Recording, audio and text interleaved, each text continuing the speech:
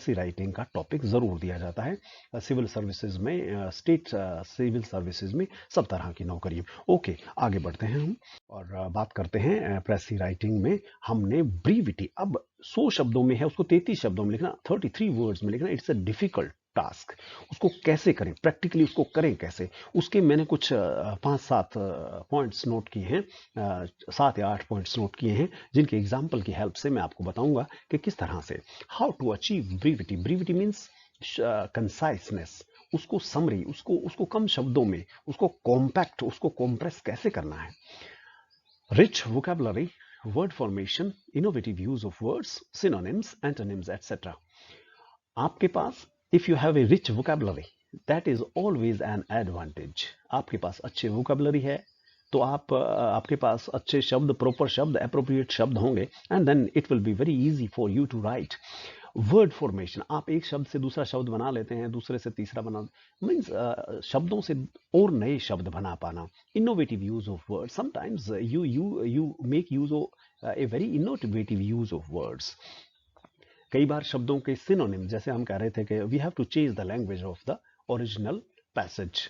If you have synonyms in your mind, in your vocabulary, then it is not difficult at all for you. Antonyms, sometimes we use antonyms. For example, uh, if you know that the word bad, then it is a substitute for not good. Not good 2 शब्द हैं, bad 1 शब्द है, तो synonyms, antonyms etcetera, ये सब चीजें जो है वो काम आती हैं। Jotting down sentences without logic और omitting a few and preserving others to achieve brevity.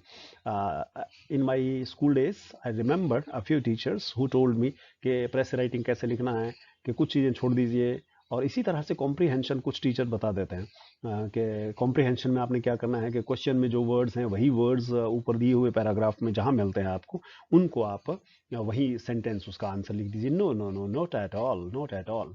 वो आपका काम तो चला सकता है, but that is not a skill. You can not learn the skill if you do like this. So ऐसे जो इधर उधर की ईंट रोड़ा जोड़ करके आप जो है लैंग्वेज नहीं सीख सकते हैं, आपको उसके लिए मेहनत करना होगा। प्रेसी writing is not an easy art, certainly it is a difficult art, but it is not an impossible one. Impossible बिल्कुल नहीं है, जो लोग इसमें मेहनत करते हैं वो बहुत अच्छे से इसको कर पाते हैं, और वो कहते हैं ना कि जो घिसता है वही चमकता है। So you have to work hard for it, and if you work hard for it then you can always do it. Try to replace clauses by phrases, phrases by words. कोई क्लोज, क्लोज का मतलब होता है 2-3 words का एक piece. 2-3 words से लेकर के हो सकता है कि 15-16 वर्ड्स तक का भी हो, ऐसा एक पीस को आप एक शब्द में बदल दें, एक फ्रेज में बदल दें, छोटे फ्रेज में बदल दें, 2-3 शब्दों के सिमिलर मीनिंग से। फ्रेज हो तो उसको वर्ड में बदल दें। ऐसा करने पर आप उसकी लेंथ को छोटा कर सकते हैं। मैं एक एग्जाम्पल के माध्यम से आपको समझा रहा हूं। An arrangement of permanent nature, इस एग्जाम्पल में 6 वर्ड्स यूज किए गए हैं। An arrangement of a permanent nature, और देखिए मैंने इसको कॉम्पैक्ट किया तो ये क्या बन गया, ये बन गया a permanent arrangement, an arrangement of a permanent nature और ए परमानेंट अरेंजमेंट। दोनों में कोई मीनिंग में कोई डिफरेंस नहीं है, but in the original sentence or original clause there were 6 words. After making it brief there are 3 words. एक और एग्जाम्पल आपको दे रहा हूं मैं, वो है he had fear and anxiety in his mind. There are 8 words. इसी को आप, fear and anxiety similar words हैं, और ये व्यक्ति के बारे में आप ध्यान से सोचें, ऐसा आदमी जिसके दिमाग में फियर हो, एंजाइटी हो, वो कौन हो सकता है, कैसा व्यक्ति हो सकता है। If you have vocabulary in your mind then you can replace these words in fewer words, and my answer is he was coward. Coward means डरपोक। He was coward. 3 शब्दों में 8 से 3 शब्द बन गए, 6 से 3 शब्द बन गए। इसी तरह से एक एक फ्रेज पर आप काम करना शुरू करें, बट नेवर थिंक कि you will be able to change each and every phrase और ईच एंड एवरी सेंटेंस और each and every paragraph into your desired number of words. It is not possible. कुछ शब्दों से कुछ ऐसे sentences होंगे जो बहुत छोटे भी हो जाएंगे, और कुछ सेंटेंसेस ऐसे होंगे जो बहुत छोटे नहीं होंगे, उनकी लेंथ को 50% या 40% या 60% से ज़्यादा छोटा नहीं किया जा सकता है। तो आपको कुल मिलाकर के पूरे पैसेज में you have to convert into 1/3। Use prefixes और suffixes wherever possible. Prefixes और सफिक्सेस, किसी भी शब्द के आगे अन लगा दें, इन लगा दें, या किसी भी वर्ड के एंड में उसका टेल लगा दें, दैट इज सफिक्स। किसी भी वर्ड के शुरू में अगर आप कुछ लगाते हैं, दैट इज कॉल्ड प्रीफिक्स। जैसे happy unhappy, happy unhappy, happy का उल्टा सैड, अनहैप्पी भी सैड होता है, सिमिलर वर्ड्स हैं दोनों। एक एग्जांपल मैंने लिया, a man who lives next to me, he is of no worth. A man who lives next door to me is of no worth. Then you can convert it into the phrase my unworthy neighbor. He is of no worth, unworthy, and next man who lives next door to me, neighbor. So these 14 words, they have been changed into, when I changed them, when I compressed them, it became 3 words only. See, this is the art. You have to think it about it, think seriously about it. Now, the third point is use one word substitutes for terseness. Terseness means brevity, means precise, compact. मैंने terseness word का इस्तेमाल क्यों किया? मैंने जानबूझ करके किया, उसका मतलब है brief, ताकि आपकी वोकेबलरी में एक नया शब्द ऐड हो। इसी तरह करके हमारी वोकेबलरी रिच होती है।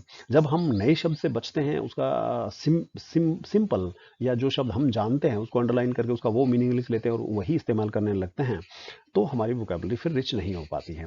In order to enrich our vocabulary we have to always admit, we have to always learn new words. One word substitute, आपने एक से अनेक शब्द स्कूल लेवल पर, कॉलेज लेवल पर सीखे होंगे, in English as well as in other language. वो शब्द बड़े काम आते हैं। These words are very important in press writing. Take this example, people knew that he was habitual of drinking. People new that he was habitual of drinking. That man drank a lot of wine daily and he was habitual of it. हालांकि चीजें repeat हुई है इसमें। The man was a notorious drunkard. Now notorious का मतलब होता है बदनाम, who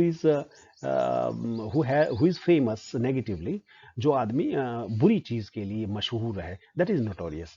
Drunkard who drinks a lot of wine, ये दोनों एक शब्द, drunkard one who drinks a lot of wine, तो कितने सारे 22 शब्दों को 6 शब्दों में कन्वर्ट कर दिया हमने। You can combine sentences with the help of conjunctions, or you can convert 2-3 simple sentences into one complex sentence. आपने 3 टाइप्स स्ट्रक्चर के हिसाब से सेंटेंसेस के स्कूल लेवल पर सीखोगे, simple, compound and complex. Simple sentence वो होता है जिसमें एक ही वर्ब होता है, एक जो है कंपाउंड सेंटेंस जो होता है उसमें कंजंक्शन से जुड़े हुए 2 सेंटेंसेस होते हैं, और कॉम्प्लेक्स सेंटेंस होता है वो मर्ज्ड होते हैं, उसमें 2 सेंटेंसेस, 3 सेंटेंसेस, 4 सेंटेंसेस एक ही सेंटेंस में मर्ज्ड होते हैं। ऐसे सेंटेंस में आपको सब्जेक्ट बार बार नहीं लगाना पड़ता है। So in that way we can make a sentence concise. आप 2-3 सेंटेंसेस को एक ही सेंटेंस में कन्वर्ट कर दें, ऐसा पॉसिबल हो सकता है if you convert simple sentences into a complex one. देखिए, ये एक एग्जांपल से मैं बता रहा हूँ जिसमें 20 शब्द हैं, जब उसको हमने कॉम्प्रेस किया तो 15 वर्ड्स में आ गया वो। There were many fishermans cottage, they extended along the harbor wall. At night their lights were reflected in the water. अब इसमें 3 बातें फिशरमैन के कॉटेज के बारे में कही गई हैं। वहां पर बहुत सारी कॉटेजेस थी और वहां पर वो हार्बर वॉल के साथ थी और उनकी लाइट पानी में चमकती थी। तीनों बातें, lights from fisherman's cottages along the harbor wall were reflected in the water at night. ये तीनों बातें हमने इंक्लूड कर ली। 5 वर्ड्स फिर भी we have written this sentence in lesser words. 5वीं बात, अवॉइड अननेसेसरी रेपिटेशन। देखिए, हम जहां शब्दों को कम करने की बात कर रहे हैं, then there is no room for repetition. किसी भी बात को दोहराने, anything that you have said directly or indirectly, you are not to repeat it. If you repeat it, then number of words will increase. Whatever has been said, no need to repeat that. India is no mean country from any angle. In other words, it is a nation with positive ideas. If I convert these 18 words into a precise form, then see what India is no mean country. No mean means good country. एक ही शब्द से आप great country कह सकते हैं। और nation with positive ideas, India is a great country with positive ideas. सारी की सारी बात जो 18 वर्ड्स में कही गई थी, we have said the same thing in 8 words. This way we can do it, और हम इसको कम शब्दों में कह सकते हैं। प्रेस राइटिंग में हम उसको कंसाइज कैसे कर सकते हैं, हम इसकी बात कर रहे हैं। और point number 6, omit examples, comparisons, contrasts, digressions and details.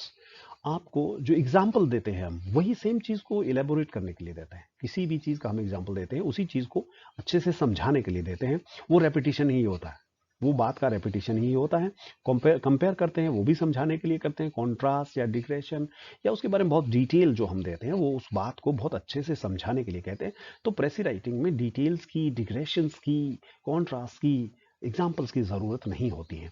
एक एग्जाम्पल के माध्यम से एग्जाम्पल्स को, कॉन्ट्रास्ट और कंपैरिजन को कैसे डिलीट करना है, ओमिट करना है, मैं आपको बता रहा हूँ। स्कूल बॉय में dream of plates piled high with food, a younger dancer of applauding crowds, a businessman of government contracts. Brown's daydreams were, however, different. He thought only of rockets. एक आदमी ब्राउन है, उसकी बात हो रही है, वो सिर्फ सपने लेता था रॉकेट्स के।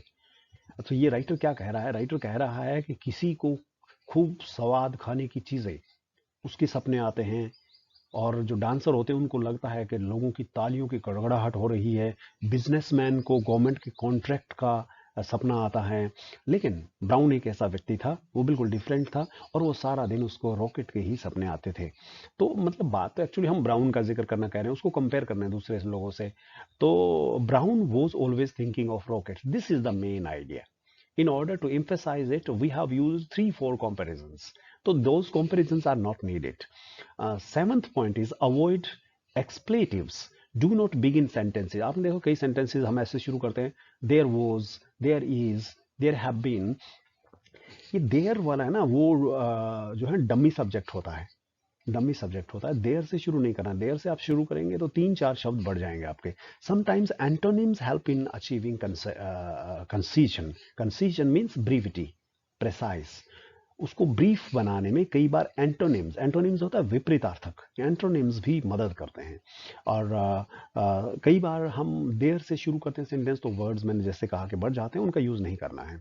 देखिए मैं 2 सेंटेंसेस यहाँ ले रहा हूँ और दोनों के माध्यम से ये दोनों बातें एक्सप्लेन करके आपको बता रहा हूँ। There are many people who are not wise. दुनिया में बहुत सारे लोग हैं जो बुद्धिमान नहीं हैं। They come out of their homes during contagious pandemic. इस वक्त जब मैं आपको घर से पढ़ा रहा हूँ, तो हम घर में क्यों हैं? क्योंकि कोरोना वायरस दुनिया में फैला हुआ है, हमारे देश में भी फैला हुआ है, और आज भी हरियाणा में 6 केसेस और बढ़े हैं। तो there are many people who are not wise, they come out of their homes and there are many people who are not wise, they come out of their homes during a contagious pandemic. इस बात को हम not wise, जो लोग wise नहीं है वो क्या है? Fools. Fools come out of their homes during contagious pandemic. Pandemic means very dangerous epidemic spread all around. We have converted these 17 words into 9 words. These are the same 7 steps which I wanted to discuss for making a paragraph or a passage brief. In 7 steps में मैंने आपको examples, this is not list which is exhaustive.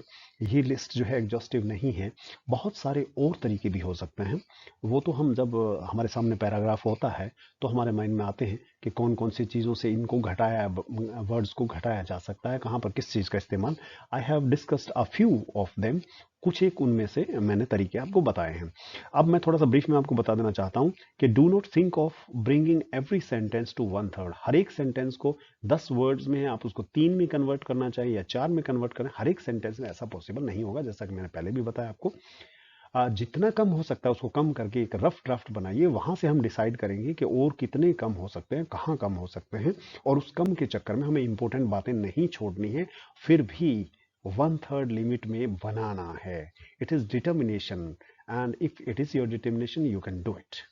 Make use of active voice rather than passive voice. Passive voice में words बढ़ जाते हैं। Ram killed Ravan 3 शब्द हैं, इसको पैसिव वॉइस बनाएंगे, Ravan was killed by Ram, words बढ़ गए हैं। So use active voice. और एक रूल ये और रहता है इसमें, direct speeches are to be converted into indirect ones, और रिपोर्टेड स्पीचेस जो है ना, डायरेक्ट स्पीच नरेशन में आपने सीखा होगा, उसको इनडायरेक्ट स्पीच में कन्वर्ट करके हमने बताना है। For maintaining smoothness you can keep order of ideas undisturbed. एक बात और है, मैंने कहा कि लॉजिकल सिस्टमैटिक आपने लिखना है। लॉजिकल और सिस्टमैटिक आप कब लिख सकते हैं? जब पैराग्राफ में लॉजिकल बातें जो कही गई हों, शुरू से लेकर आखिर तक ट्रेवल कर रहा है जो आइडिया, किस तरह से वो आगे बढ़ रहा है, उन सब बातों को आपने लॉजिकल सिस्टमैटिक तरीके से कहना है। लॉजिकल और सिस्टमैटिक तरीके से कहने का या तो आपके पास बहुत अच्छे स्किल हो, आपके पास है, that is fine, that is good, you should use that skill and should make your pressy readable, systematic, step by step and logical. If that art is, that skill is not with you, तो आप ये काम कर सकते हैं कि जो paragraph में जिस ऑर्डर में जो सेंटेंसेस दिए हुए हैं आप उनको ब्रीफ करके सिस्टमेटिकली नोट करें, उसी ऑर्डर में रख लें, ऑटोमेटिकली उसमें जो है स्मूथनेस आ जाएगी। Rich vocabulary, word formation, innovative use of word, synonyms, antonyms, मैं आपको फिर से याद दिला रहा हूं, इन सब चीजों की जरूरत रहती है। जिंदगी में सीखी हुई एक एक चीज प्रेसी राइटिंग में काम आती है, आपका अब तक का नॉलेज उसमें पूरा काम आता है। Try to achieve it continuously, learn new words, learn new expressions, and you will be able to do it.